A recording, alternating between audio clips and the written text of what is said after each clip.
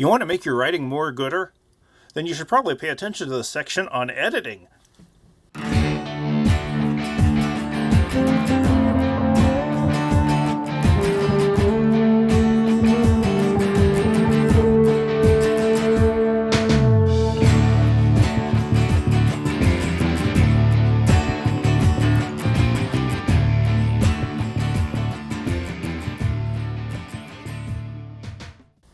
Editing is about making the language work as well as it possibly can work, getting the right words, making sure the phrasing is right. And it's where you derive a lot of power for your writing. You should hopefully already have the argument set by this time, but when you get into editing, it's about making sure the language just gets in there and helps you punch the reader in the face with your argument. Editing is one of the important tasks because what it does is it forces you to focus on language. Make sure the language is right. Hopefully, when you've revised your paper and you focused on the argument, that's all put together. But this is a method of communication, writing. So we want to make sure that the language is as clear as possible. One of the parts of this is moving from writer-centric to reader-centric writing. What I mean by that? When I'm a writer, I'm worried about putting the argument together. I'm worried about taking all the stuff that's in my head, arranging it properly, and getting it down on the paper. That's not how readers think about things, and you can't assume that the reader is going to think about the topic the same way as you are. There's no way they can, because you're the one who's been studying on it, and you should be an expert. And if they were already experts, there's no point in really talking to them about your ideas. So, how do we think about readers? When I'm reading papers, I read it from a stupidly literal, stupidly critical perspective. And what I mean by that, stupidly literal, you can't assume that I'm going to know how things fit together. If you say two things, but you intuit a leap between them, I'm not going to do that. I take the point of view of an intelligent space alien. Smart, I can put stuff together, but I have no direct experience with the subject, so I'm going to put stuff together in the most literal way possible. If you don't spell out your logic, there's a very good chance that your readers will not connect things the way you would. Stupidly critical in that I cannot give you the benefit of the doubt. It's not like I kind of know what you're trying to get at. No, I have to grade you based on what you write, what's actually down there. And if you don't spell it out, I'm going to have to assume that you don't know what it is. This is how readers tend to be. It would be lovely if we could count on everyone just knowing what we're trying to get at, but we just can't do that. Another focus of editing is eliminating repetition. By repetition, I mean any number of things, really. Words. There are some times where you use a word, then you really can't use it again for a little while. I had a professor who told me that you were allowed to use the word plethora or juxtaposition once in a paper, and beyond that, you're just being difficult, and readers would think that way. Say you're doing a paper on Pizza Hut. You can't use the word Pizza Hut 3 sentences in a row because it's going to lull the reader to sleep. So you want to have a variety of words in your vocabulary, and you want to be able to not have to rely on the same thing over and over and over. What the repetition also means, though, isn't just words. It's also in terms of sentence structure. If I have 3 sentences in a row that start with an introductory phrase, it's going to have an effect on how people read my stuff. To be clear, comma, I might really want to do this. However, comma, if I do it a lot, comma, then there will be really big problems. So if I am tempted to do so, comma, you see what I mean? You do that same sentence structure over and over again, and that just kind of puts the reader to sleep. You need to keep variety in the way your sentences are constructed as well. It's looking for stuff to cut. If you've ever read a Stephen King novel, you know that Stephen King novels are ungodly long. Well, In his book on writing, he says that his second drafts are usually about 30% shorter than his first drafts. His editing is an awful lot of going in and finding stuff to chop. Prepositional phrases can almost always go. Repetition, of course, can usually go. The word that. I had one of my peers when I was going to grad school told me that I could eliminate 98% of the instances of the word that, and my meaning would still be pretty clear. So I tried it. And most of the time you write the word that, it isn't needed whatsoever in the sentence. If you can cut it, it needs to go. Now, I know this goes against some of your core operating principles because there are page limits on things and you're not looking to shorten your language, you're looking to pad it out. But strong language is going to be a lot better than fluffy, bloated language.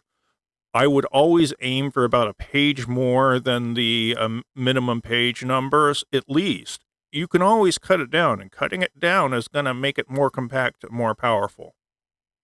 Power is an important part of this. If the language grabs us, we're going to be on the journey for a little bit longer.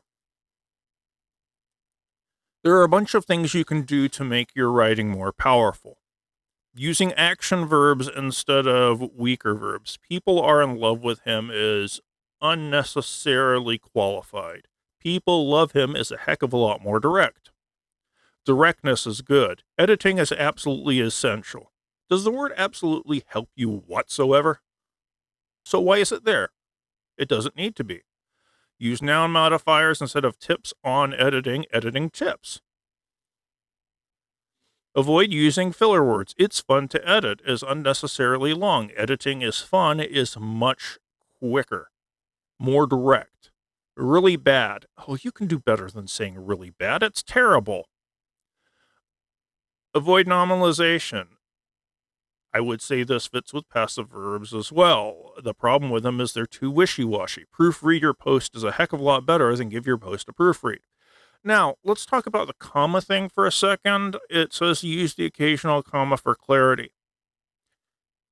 It has been my experience that about a third of every single class has been told some point in their life that you put in a comma wherever you would take a breath while reading something aloud.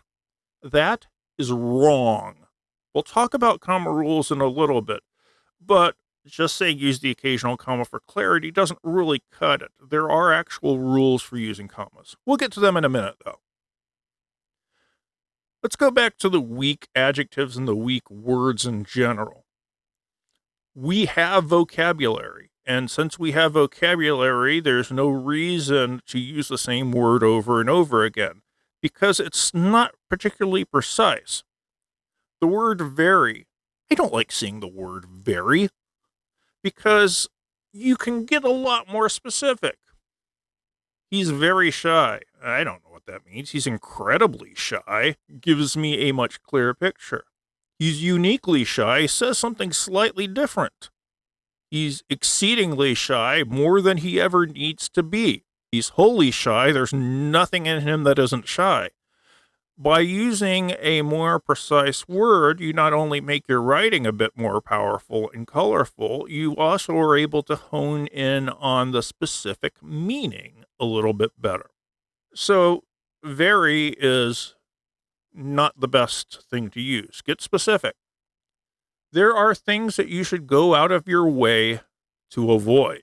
Today's society, whenever a student writes today's society or in modern times, I have no idea what they're talking about. It's been my experience that undergrads tend to have a really weird view of what is recent. If you talk about a movie that was 20 years old, I've done that before. I taught The Matrix, and everyone went out of their way to tell me how old they were or if they were even born when The Matrix came out. I don't know why. Yet, if I were to ask you your favorite TV show, I can guarantee you that at least 3 or 4 people in this class would say The Office, which hasn't been on for how long? So what does today's society mean? The reason I hate this phrase is because it tends to get used in sentences like this. In today's society, teenagers listen to a lot of music. When has this not been the case in the last 100 years? Do we listen to more music in the last 10 than we did in 30 years ago? You can get precise and list out stuff. I'm not really a big fan of seeing phrases like in conclusion, or first we will talk about, then we will talk about, so on and so forth. Don't get me wrong, I want you to have an order and structure, but I should know that something's the conclusion because it's framed like a conclusion, and it comes in the place of a conclusion. Olden days. Again, I don't know what this means to you. I can tell you that when I was 20, thinking 10 years ago seemed tremendously old to me. Now that I'm 132, 10 years ago doesn't really seem that old. So it's all a matter of perspective. And besides, you can just tell us what time frame you're talking about and get more specific. Should. I hate the word should. Because the word should implies that there is behavior that everyone ought to do. What it really implies is that there is an absolute moral structure which everybody should be aspiring to. You can't prove that. And I don't believe it, really. There's certain things that nobody really wants anyone else to do, but the list is kind of small. Should is almost always, I think you should do this, which is personal opinion, not argument. So the word should, just get definite with your claim. Due to the fact that every reader has phrases that set them off, and due to the fact that is the one that just sets me off, it makes my eyes turn red, I start breathing smoke, so on and so forth, because it's never needed. Due to the fact that I got drunk, I fell down. No one in the world would ever say this. No one in the world would ever say due to the fact that anyway. The only reason a writer would use a phrase like due to the fact that is the same reason why the writer of The Punks Yesterday and Today used the word populace. Trying to sound smart. The problem with trying to sound smart is you end up sounding like you have to try to sound smart. In other words, it makes you sound like you're dumb trying to sound a bit better. According to Webster's Dictionary, or the contemporary version, I guess, is dictionary.com. Hopefully, you're not going to try this because you have done the syllabus quiz, which talked about how specialized sources are required. I don't trust Webster's Dictionary. It's a general reference source. We're in college. We can do better. I believe that. Again, I don't really care what you believe. What can you support with evidence? Therefore. Therefore is just one of those words, again, that sets me off. You could use it once or twice, but beyond that, if you throw in therefore more than twice in a paper, I just kind of get the opinion that you're showing off that you know the word therefore, or you're trying to sound smart. It is always better to be as plain and as clear as you can. Now, these are all word level changes we're talking about, but there's something you should be aware of. If you change one thing, you're going to change the context, or at least you have the real potential to change the context. Changing one thing tends to lead to a change in the overall perspective. So when you start changing the language, go back and look to see if you're still putting forth the same message. Your language as strong as possible. Get it as concrete as possible. Get it as specific as possible. And these things are going to do a great deal towards helping your argument really land. Now it's just time to move on to the nitpicky stuff. We'll talk about that in the editing video. See you then.